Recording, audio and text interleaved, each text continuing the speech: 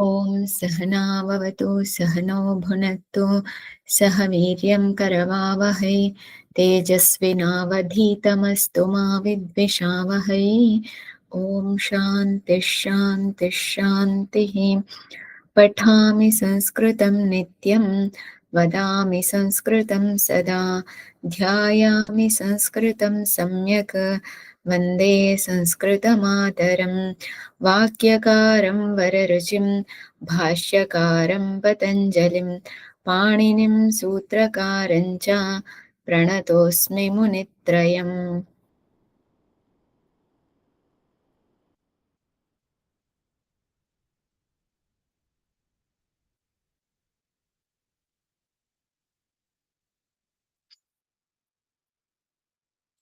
Okay, udahana vakyas.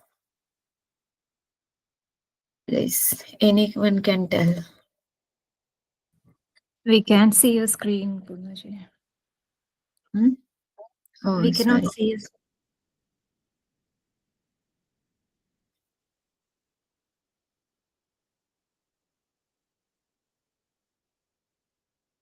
Yes. Now?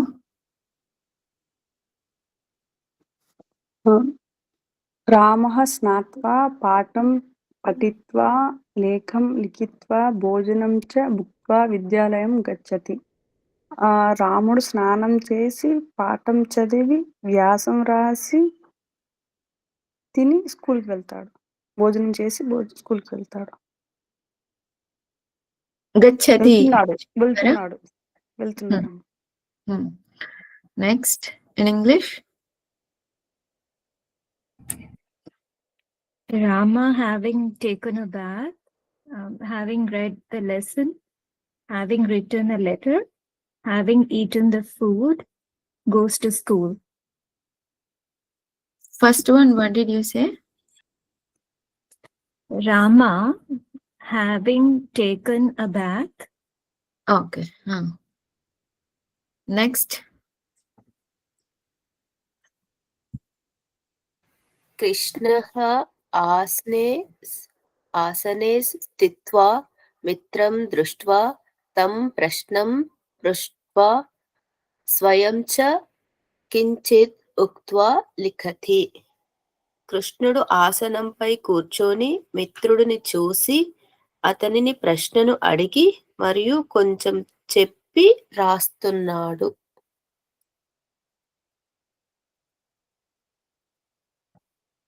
స్వయం చ కించిత్ ఉక్త్వా. స్వయం చ కించిత్ ఉక్త్వా means what?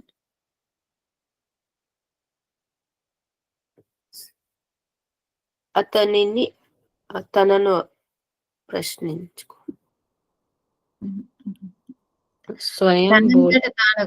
తనంతట తానుగా చెబుతూ రాస్తున్నాడు, కొంచెం చెబుతూ రాస్తున్నాడు. Next in English. Krishnaः asane sthitva, Krishna having seated on the seat, mitram drishtva, having seen the friend, tam prashnam prishtva, having asked him a question, swayam cha kinchid uktva, having said something, writes. Next. शिष्यः आसने शेते शेतां शयीत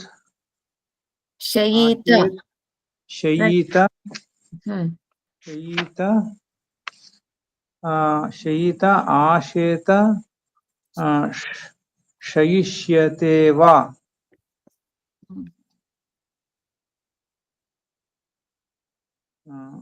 शिष्यः disciple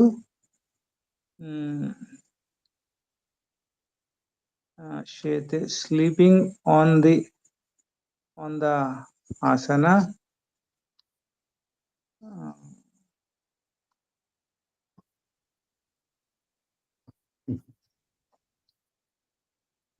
शेते लोट्लकार शेतां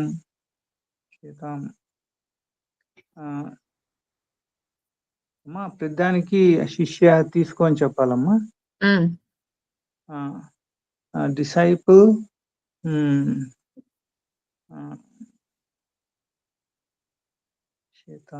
disciple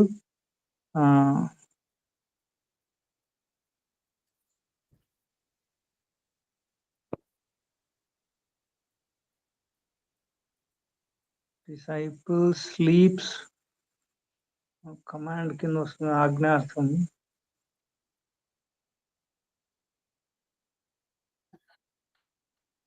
anybody ఆజ్ఞార్థం Should sleep. ఆజ్ఞార్థం ఆజ్ఞార్థం Let Let them the sleep. yeah. Let him Hmm. sleep. Lot lakar. Yeah. Shayita should sleep. And Asheta is let disciple sleep. Shayita is withling again. Withling is also Should same sleep. norm command. Should. Yeah. should Should sleep. sleep. A disciple should sleep. Ashete past tense. Not ashete, asheta. Asheta. Asheta. Disciple slept on the asan. Disciple will sleep on the asan, on the seat. Okay, next. कृष्णः स्नात्वा पठित्वा लिखित्वा स्मरित्वा भुक्त्वा च प्रतिदिनं पाठशालां गच्छति. Okay, what is the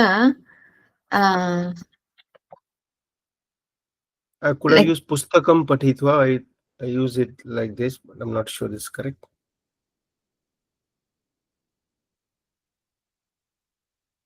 we have to use that. Okay. So I should say Krishnah snatva pustakam pathitva lekham likhitva patham smaritva Smritva. patham smritva bhuktva cha pratidinam pathashalam gacchati.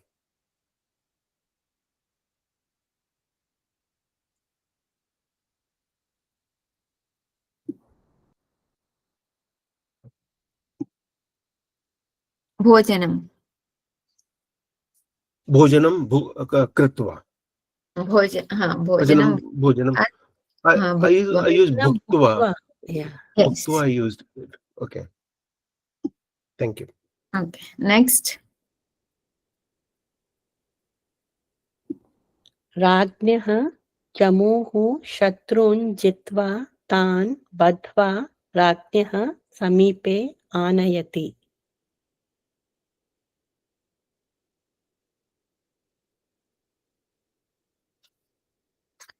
Is it latlakara or lotlakara? It is lot would be lao or something like So that. then it will be anayati. Yeah, that's what Okay. same thing I got. Yeah. Okay. Next. बहू काम करके भोजन पकाकर और सास को खिलाकर स्वयं खाती है. वधू कार्यं कृत्वा भोजनं पक्त्वा श्वश्रू खादित्वा च स्वयं खादति. Shwashroom. श्वश्रूम. Okay. द्वितीया Khadayitva. Yeah. Khadayitva. Is it So- khaditva, khadayitva? Khadayitva. Which we have to use here. Okay. She is Well- feeding to her mother-in-law, right? Yeah, I looked up niche and it also showed up khaditva, but I'll look again. Thank you. Khadayitva. Can we use bhojayitva? Yeah, even I wrote Bhojayitva. Form is there. Or Udai bhojanam kritam? Purari, can we also use poshayitva? Poshanam. Bhojayitva is also correct. Nich pratyaya is there. Yes, nich and tva pratyaya. Bhojayitva. Which one? Poshayitva. Poshayitva. Poshanam. But they are saying the bhojan, right?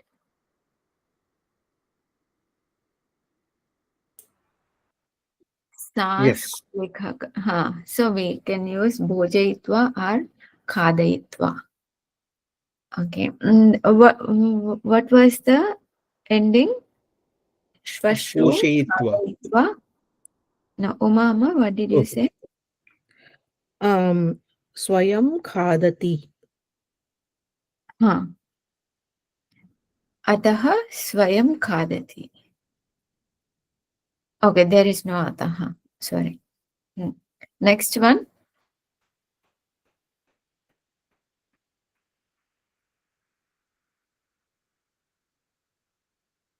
Anybody? Next one.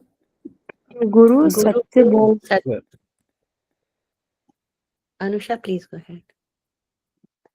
गुरु सत्य बोलकर धर्म करके यज्ञ करके दूध पीकर और छात्रों को पढ़ाकर जीवन बिताता है। गुरुः सत्यं वदन् धर्मं कृत्वा यज्ञं Vadan is which pratyam?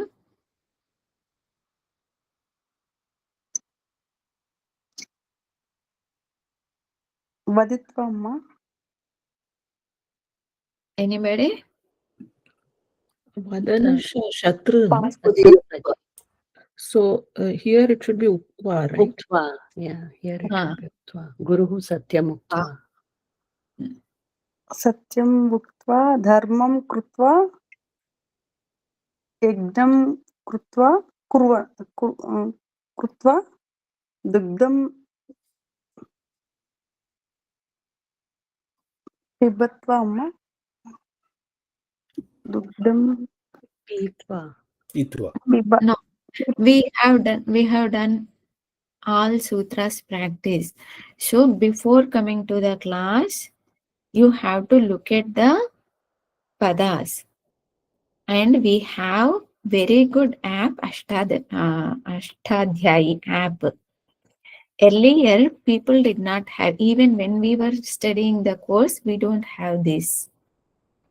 Where to look at, we have to just memorize. So at least what is the dhatus we know. So even if you look at this Rachnanvada Kaumudi, they have given all the forms in niyamas. Even if you don't look at the Ashtadhyayi, here it is Find there. specific information about Rajnandgaon comedy giving forms in Nama. You don't need to look at even Ashtadhyayi. Here it is given. So we have to become familiar with the words. Yagam ishtva, not krutva. Yaj is the dhatu, ishtva. Pib is the dhatu, pitva. Pa is the dhatu, pitva. Continue. छात्रान् पठित्वा च Here, jnapayitva. Dikshitva or jnapayitva. ज्ञापयित्वा Patayitva is okay, Purnaji? No. Pathayitva is to study. So here it is teaching. Teaching. Okay. Jnatva. Jnatva. Okay. Jnapayitva, not jnatva. Jnapayitva.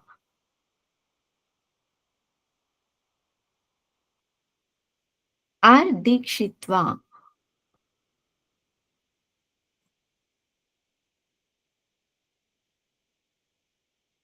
Next.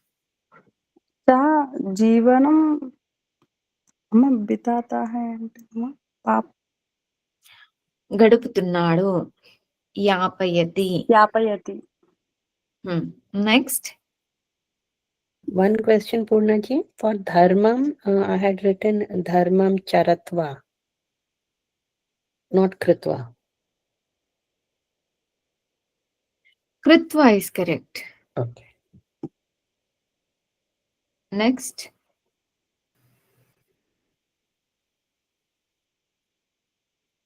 सास दान देकर मंत्र जाकर गाना गाकर अधर्म को छोड़कर और सत्य को जानकर सुखपूर्वक रहती है.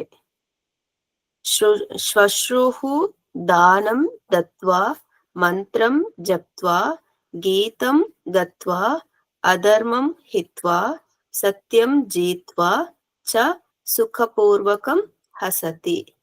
Can you repeat again? श्वश्रुः दानं दत्वा मंत्रं जप्त्वा. Not japtva, japitva.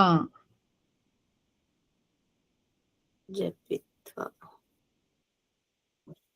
गीतं गत्वा. Geetva. Gitva. ओके. गीतं गानं गीत्वा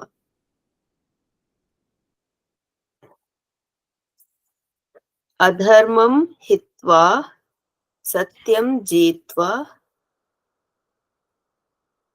च सुखपूर्वकं हसति. Satyam जीत्वा. ज्ञात्वा.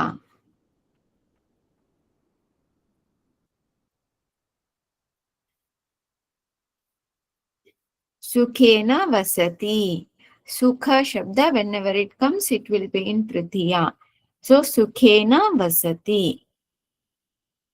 Okay. Next. Purna ji, Balak for roker. dharmam tyaktva can be right instead of hatva. Where? Sorry. What did you say? For adharmam hatva can be right adharmam tyaktva. Yes, yes. Is it hatva or hitva? Hitva. Not Hitva. hatva. Hitva. Pohatyage.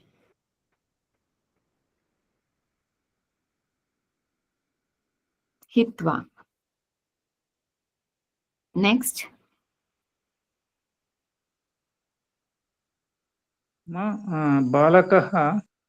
बालक रोकर भूमि खोदकर और डंडा लेकर दौड़ता है. बालकः रुद्ध्वा पृथ्वीं खनित्वा दंडं गृहीत्वा धावति.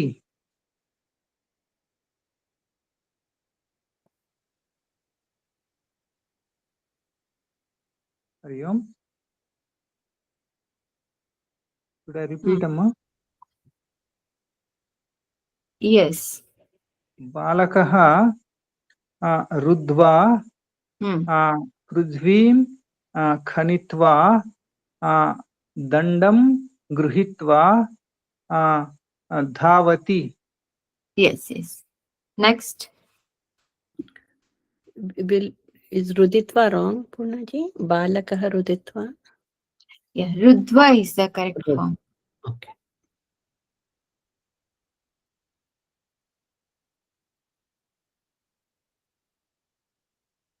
Next.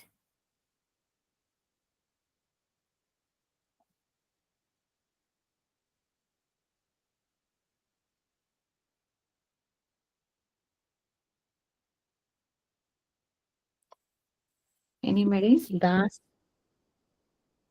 दासः नदीं तीर्त्वा भारं शिरसि उद्ध्वा नयति. Bharam. उद्ध्वा. ऊर्ध्वा. Urdhva. ऊर्ध्वा. Dha. Urdhva. ढ ऊर्ध्वा नयति. Nayate gachati. Sorry, gachati should be. That's what I was writing that time. I was also thinking about it. Next. Devdatta ने वन में एक व्याघ्र, 2 रीछ, 3 सुअर, 4 भेड़िए, 5 नदी गिद्धड़ाम और 6 मुर्ग देखे। देवदत्तः वने एकः व्याघ्रः, 2 वृक्षः, 3 वराहानि, 4 वृकाः, 5 शृगालाः, 6 मृगाः च दृष्ट्वा। Which vibhakti should be there? All. అంటే ఒకటి ఉన్నప్పుడు ఏ ప్రథమ విభక్తి అలా చెప్తున్నానమ్మా. 2 ఉన్నప్పుడు అలా చెప్తాను. 3 అంటే బహువచనం అలా వస్తుంది. ద్వితీయ బహువచనం. I asked vibhakti. What vibhakti should come here? Should be Tritiya, am I right? Dvitiya. Dvitiya should come. Anyone can do that vakya again?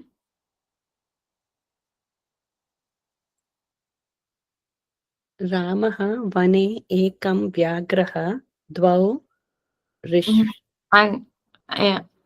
No. Anybody? Ekam vyagram.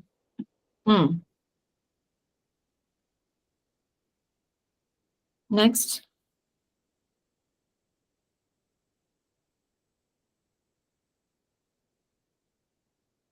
Continue that vakya.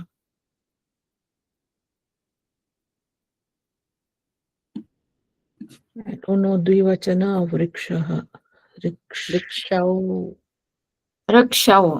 Dvau rakshau. Rikshau. Then Trini, Shukaran. Trini is which linga? Oh, it's a Strilinga. Shukara is pullinga. Shukara is pullinga, yes. Then or the Strilinga of Trini, right? Okay, I don't know what that is. Sorry. Trin, only Trin. Trin, Shukaran. Trin, Shukaran. Chaturaha, Vrikkan, Pancha, Shrigalan, Shat, Mrigan, Cha, Apashyat. Cha, Pashya. Lot. Okay, not Pashya. It's lot, right? Yes, it's lot. Pashya. Pashya. Okay, next. But it is done by Rama. So Rama dekhe.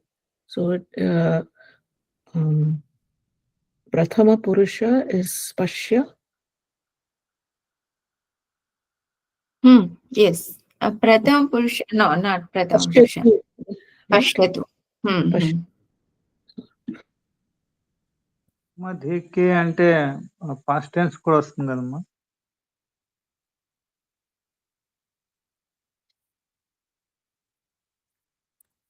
Okay, if it is past tense, then lang lakara use. Next.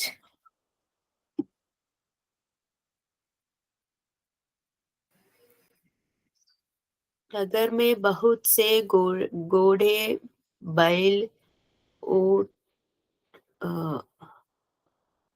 ऊंट, भैंसे, कुत्ते, Billy तथा गधे रहते हैं. नगरे बहवः अश्वः, वृषभः, उष्ट्रः, महिषः, कुक्कुरः, मार्जरः तथा गधाः वसन्ति. It should be all Bahuvachanam, no? Ghode, Ashwa. Yes. Yes. Ashvaha, Vrishabhaha, अश्वाः वृषभाः उष्ट्राः Mahish, Kukuraha, महिषाः पुराः मार्जाराः Gardarbaha, What is the last word after Marjaraha? Gardarbaha, Not Gardar, Gardhabha. Gardabaha, Gardaba. गर्दभ Gardabaha. Yeah. Hmm. वसन्ति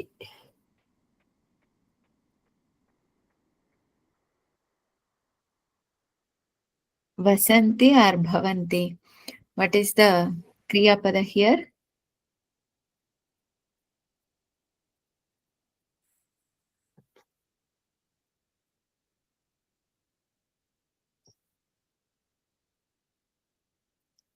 Bhavanti. Hai. Just hai. पूर्णा जी रहते हैं रहते means they stay Rayate means what? They Vasanti. Stay वसंती so is correct Okay. I think Next. मत हंसो, मत रो, विवाद मत करो. Can I say ma hastu, ma rodatu, ma vadayatu? No, we saw this in examples. All these words are there in this niyamas. What is there in niyamas? Alam hasitva, alam roditva, Huh.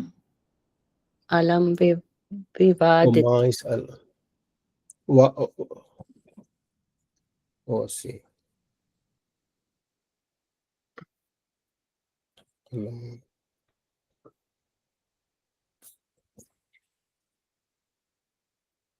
Alam hasitva, okay. Ma haso. Alam vivadam krutva, we can say, because Okay.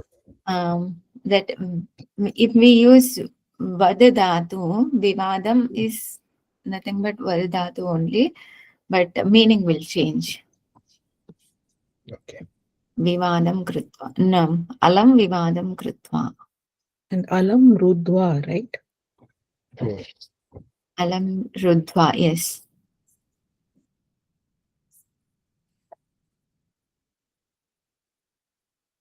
Next.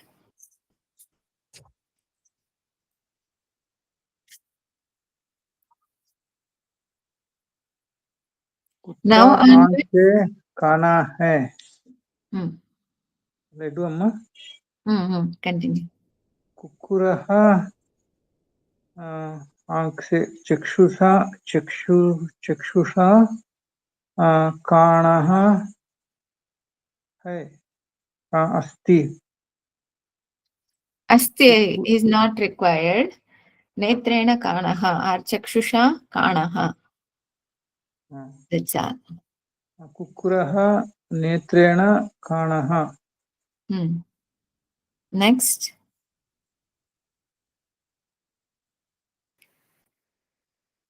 This is the niyama. At the beginning, it is there. Whenever body parts comes, then we have to use tritiya vibhakti. If in that body parts, if there is any defect,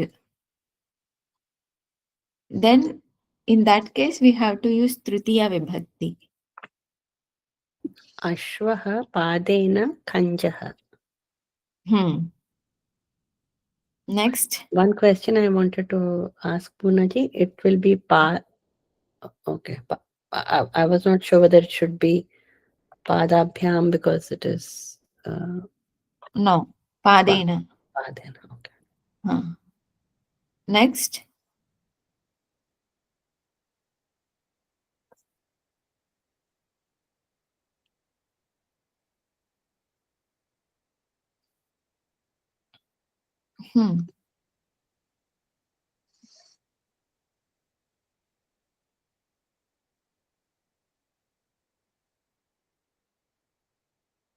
Anybody?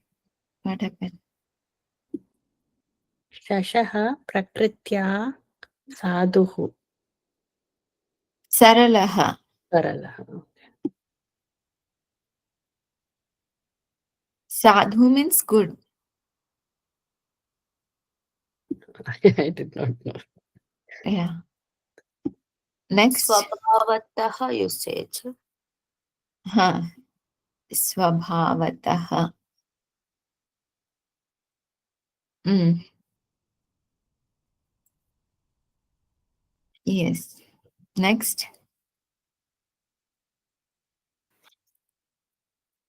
ऐसे कुत्ते से क्या लाभ जो रक्षा न करो.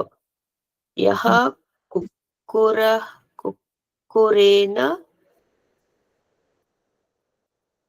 न करोति तस्य न किं लाभः.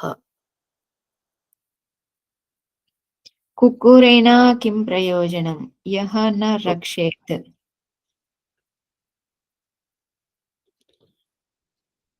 If it is not. Go ahead, sorry. Continue. No, I wanted What? to say, if it is kim na rakshati kukkuraha, prayoga kim bhavati? Here we have to use tritiya, kukkurena. With that dog, what is the use of that with that dog? If it is not protecting, right? Yes. I hope ninth lesson. Can you revision, I repeat hope. that sentence once? VGG, can you please repeat that sentence now? Kukkurena kim prayojanam yah na rakshet. Okay. Raksheta, not okay. No, not rakshet. Okay. Next. One question there. Is it okay to say yad kukkurena raksh. Oh no, it's okay. I was going to say यह कुक्कुरः रक्षा न करोति तस्य किं लाभः. Yeah, I was also wondering if Shashti was okay. Kukurasya kim labah? Asya kukurasya kim labah? Yaha na rakshet. Shashti also we can use.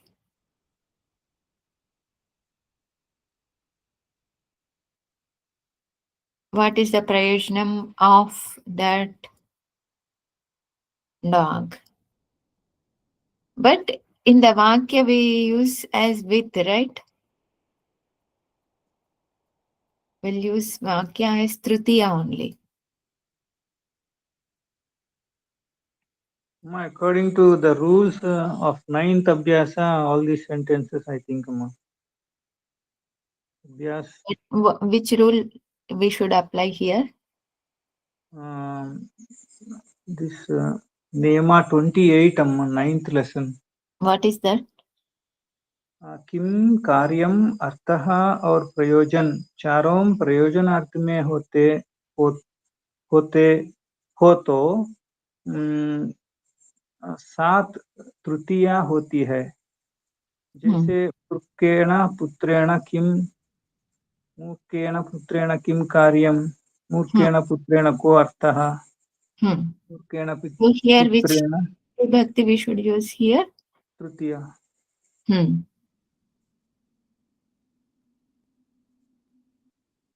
Okay. Next. Is that clear to everybody? Sorry. I was asking about rakshet. Na kare, what lakara is that? Rakshet seems to be vidhi. Should we use load? Yeah, we can. Yes. So, rakshatat. Okay. Next. वह सोता है. सः शेते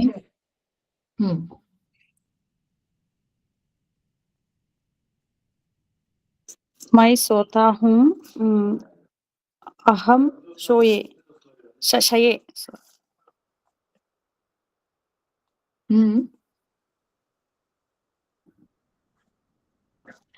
मैं Next. सोता हूँ Next.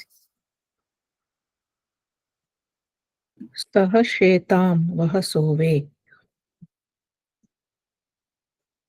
Next. त्वं शेष्व Next.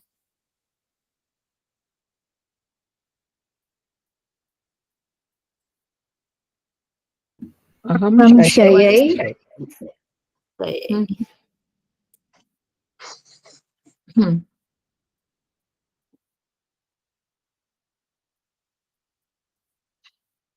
Okay, one person. वह soya, वह सः shall I use lung lakara amma? Which tense वह is that? Soya, past tense only no. वह soya. Past tense, which lakara we are using? Because in this abhyasa all the 10 lakaras they ask no. Okay, you can use. लुंग लकार में आशिष्ट is the word amma. सः आशिष्ट.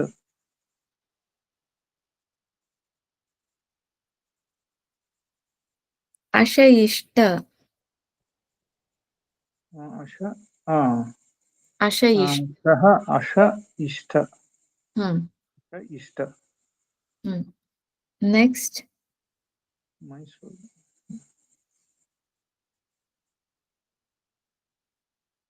तू soya त्वम् अशेथाः Next. अहम् अशयि Next.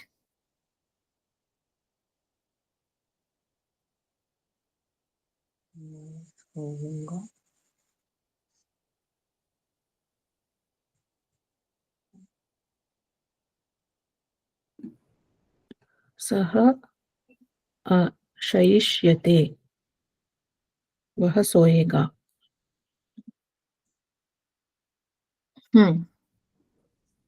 Next.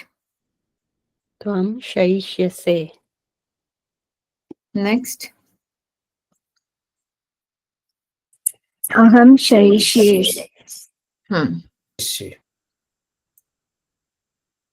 Yes. Good. We have finished in one day. All vakyas. Vach means Vani. Vach is the Shabda. Shuch means pure. Sorry, Shuch means Shoka, sorrow.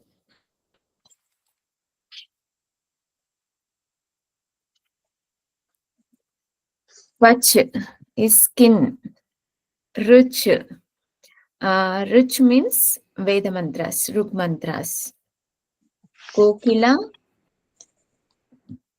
Kokila is a koyal bird. What is in English? Cuckoo. In English. it is They call it cuckoo. willow or something. it is more like nightingale because our Indian koel sings beautifully. Cuckoo doesn't sing. Yes. Okay. I don't know in English all this. I haven't written in English. So if anybody can read and tell in English, then we can finish this. Okay, I can try and then others can Yes. help. So Mayura is peacock, Moor. Hansa is swan, which is Hamsa Pakshi. Shukaha is parrot, which is Tota. Chatakaha, I don't know what it is. And Chakravakaha, I don't know. Chataka is that bird which takes that raindrop. Yeah. Oh, okay. Chataka. Yeah. Chatur. Remember that Swamiji has quoted that in many classes. That Chataka, first raindrop. It only takes rainwater. Is that Even if Chakora? it's Chakora or something? Chakora Chakvi. Chakora See Chakvi. that also in Swamiji's quoted many times. Chakora. Chakora Chakvi. So anyway, these are all Indian birds. I don't have English translation for that. Chakravakaha, I don't know. What is that? It is also one of the birds. Even the Hindi one doesn't. Yeah, have. even in Telugu, I wrote those names only. Okay. There Chakravaka. is no other names in Telugu also. Chakravaka Pakshi. Okay. Khanjana. Oh, maybe Chakravaka is Turkey. I'll find out. Okay, maybe it is Turkey. Okay, then Khanjanaha, I don't know. Khanjana. Khanjana is one leg is handicapped.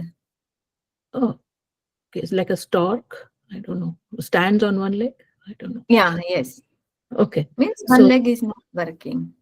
No. One leg is not working. It does not. Not working at all. Handicapped. That's what. Oh, it's not a bird. It's not. It's a person. A yeah. handicapped It's person. a handicapped animal. Yeah. Okay. Handicapped animal. All right. Kapotaha is the pigeon or the kabutar. And Tittiba bird we heard. I don't know the English translation for. Then Cheel. Tittiba comes in Mandukya, right? That's the one? Yes. Okay. Cheel. I know. Chillaha. Eagle. Okay. And Kakaha is crow. And Vayasaha is also crow. Kukutaha is the cockatoo, or not cockatoo. Cockerel. Rooster, right? Rooster. Rooster. Yes. I Rooster. was trying to get the right word. Yes, rooster is correct. Murga. And Gridaha is the Geed is the, what is that bird? Eagle, you're saying? Eagle. That's also eagle. Yes. So it is Gridhaha, right? That word. I'm not able to see properly. Gridhaha. So there is a refer there. Yes. Gridhaha. Okay. Bakaha is the one with the stork. That one. Yeah, that one. The stork, right? Yeah. Bakula. It comes in Bhagavatam, right? In Dashamaskanda. Bakasura. Then Ulukaha is the owl. Shena is it's also vulture, or no? Shena is what? Baja? It is it is not like it comes under those wild animals category. I don't know. Like lion, tiger, leopard. No. It's a bird. So really? it's a vulture? Is that? Maybe vulture. It's a carnivore, right? So Yeah, that's what I meant.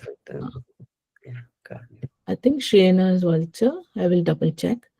Sarika Maina is a Maina bird. There's no English for that. Vartika. Vartika is quail. Quail. Okay, thank you. Batakha, Batti. Then Chataka Chidiya is sparrow. Swachha means just Swachha. It's clean, right? What is Swachha? Pure. Okay. Right. Okay. Okay, we'll do the niyamas tomorrow.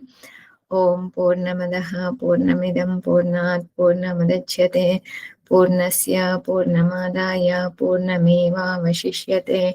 Om Shanti Shanti Shanti. Harihi Om Shri Gurubhyo Namaha. Harihi Om.